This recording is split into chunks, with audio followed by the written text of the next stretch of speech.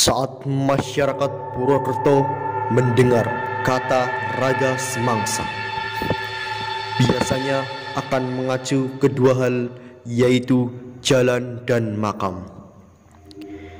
Memang kedua hal ini berkaitan karena penamaan jalan Raga Semangsang ini berasal dari adanya makam yang terletak di tengah jalan. Terletak di sebelah timur alun-alun Purwokerto, makam ini termasuk dalam Kelurahan Sokanegara, Purwokerto Timur. Baik jalan maupun makam Raga Semangsang ini terletak sekitar 200 meter dari alun-alun kota Purwokerto. Banyak kisah misterius yang beredar tentang makam ini. Kabarnya bangunan yang berukuran sekitar 1,5 kali 2 meter ini merupakan makam seorang jasad laki-laki yang meninggal karena kematian yang mengenaskan. Jika dilihat ke dalam makam, sering terdapat dupa dan taburan bunga mawar.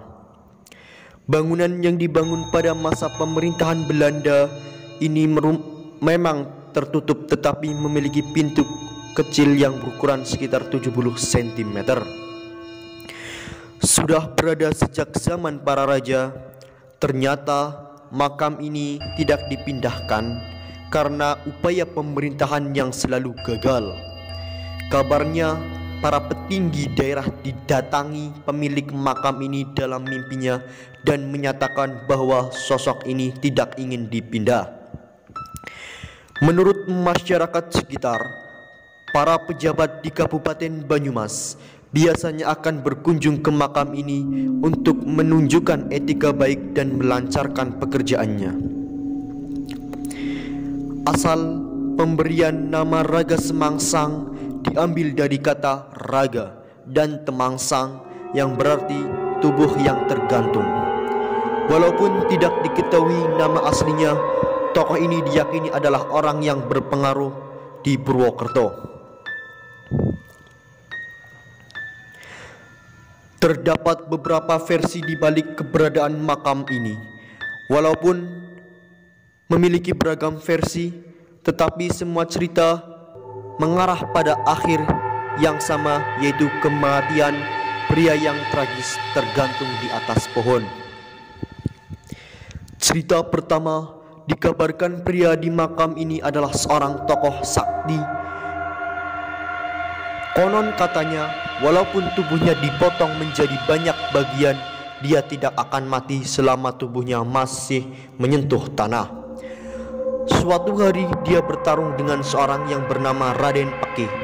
Itu sebabnya dia mati dengan cara digantung di pohon.